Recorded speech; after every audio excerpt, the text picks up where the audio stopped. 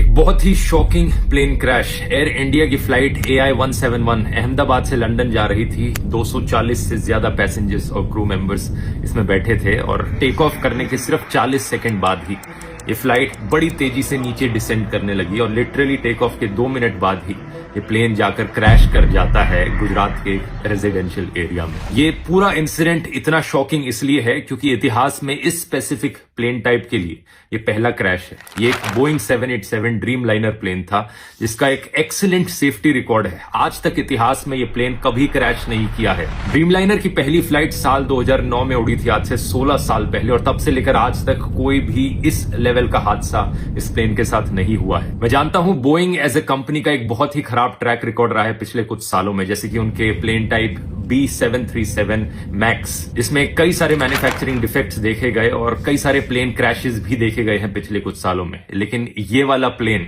वो नहीं था। इस प्लेन का स्पेसिफिक कोड नंबर VTANB था, जिसे आप इंटरनेट पर जाकर सर्च करोगे तो सारा डेटा मिल जाएगा। ये 11 साल पुराना प्लेन था, कोई ज्यादा पुराना प्लेन नहीं था। ड्रीम लाइनर्स का लाइफ स्पैन 20 से 30 साल तक का होता है। जो पायलट इस प्लेन को उड़ा रहे थे, कैप्टन सुमित सबरवाल, उनका खुद का भी 8200 फ्लाइट आवर्स का फ्लाइट एक्सपीरियंस था, जो कि बहुत अच्छा होता है। तो पायलट भी इनएक्सपीरियंस नहीं थे। अगला सवाल आपके दिमाग में आएगा कि क्या वेदर खराब था? ऐसा भी नहीं था। 1:30 बजे दोपहर के ये क्रैश हुआ। वेदर कंडीशंस अगर देखी जाए तो लगभग 40 डिग्री सेल्सियस के आसपास का तापमान था। कोई ज्यादा तेज हवाएं नहीं चल रही थी। विजिबिलिटी जो थी बहुत ही अच्छी थी, 6 किलोमीटर से ज्यादा की विजिबिलिटी। तो ऐसे में सवाल उठता है कि यहां प्रॉब्लम कहां पर हुई। इसका असली जवाब हमें जल्द ही पता लगेगा। अभी प्लेन के ब्लैक बॉक्स से इंफॉर्मेशन को रिट्रीव किया जा रहा है, लेकिन मोस्ट लाइकली ये पूरा हादसा एक बहुत ही भयंकर टेक्निकल फेलियर का लग रहा है। क्या यहां पर कोई इंजन फेलियर हुआ है मेंटेनेंस फेलियर की वजह से? इसका असली जवाब तो हमें तभी पता लगेगा जब ब्लैक बॉक्स को रिट्रीव करके